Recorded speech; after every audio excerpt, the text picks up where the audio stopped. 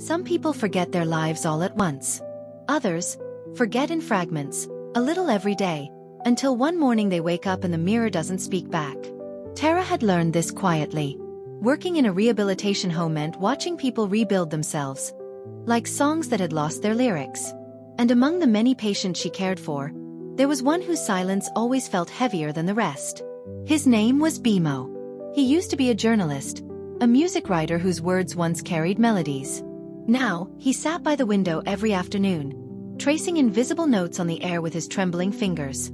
Sometimes, he would hum something soft, a tune that never finished, like a half-open memory. At first, he rarely spoke. When Tara came to help him stretch his hand or guide his walking frame, he would mutter, "I don't need anyone." He said it not with anger, but with a strange kind of defense, as if he was guarding a part of himself he didn't remember losing. But Tara stayed. She wasn't the kind who filled the air with words. She worked quietly, arranging his sheets, adjusting the curtains so the late sunlight could fall gently across the room, placing a glass of warm water near his bed. And maybe it was because of that quiet, Bimo began to let the silence breathe between them. One afternoon, while cleaning his bedside table, Tara found a small notebook. Its cover was worn, stained with ink and time. Inside, she saw uneven handwriting, lines that weren't just words, but fragments of songs. "I remember the color of rain, the way it carried your name back to me." She closed it softly, pretending not to have read too much. But that night, she couldn't stop thinking about the words. They felt familiar. Too specific, too personal. A few days later, when she heard him humming again, she realized it was the same melody written between those lines. Something in her chest tightened. The song wasn't random. It was a piece of him, reaching out, even without knowing to whom. Weeks passed. Every therapy session felt less clinical, more like a quiet companionship. Bimo's hand grew steadier. He could hold a pencil again, could press a few piano keys in the corner of the rehab room. Sometimes he would pause mid-note and frown, as if chasing a shadow of a memory. And Tara would simply say, "It's okay. Take your time." She never pushed. Because she knew memory wasn't something you could force. It was something that found its way home when it was ready. Then one late afternoon, as the sky turned the color of faded copper, Bimo sat by the piano again. Tara was across the room, sorting medical charts, when she heard him hum the same unfinished tune. Only this time, a few words followed. "There was someone who waited, even when I forgot how to come back." He froze. His eyes shifted, distant, as if the music had startled something awake. Tara didn't move. She could see the tremor in his shoulders, the confusion between remembering and not wanting to. He turned to her briefly, searching her face like a page he'd read before.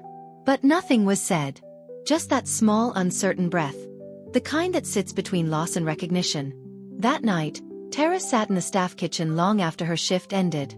She thought about how strange love was, how it could remain, even after being erased. She wondered if the heart remembered what the mind forgot. Maybe that was what she had become to him.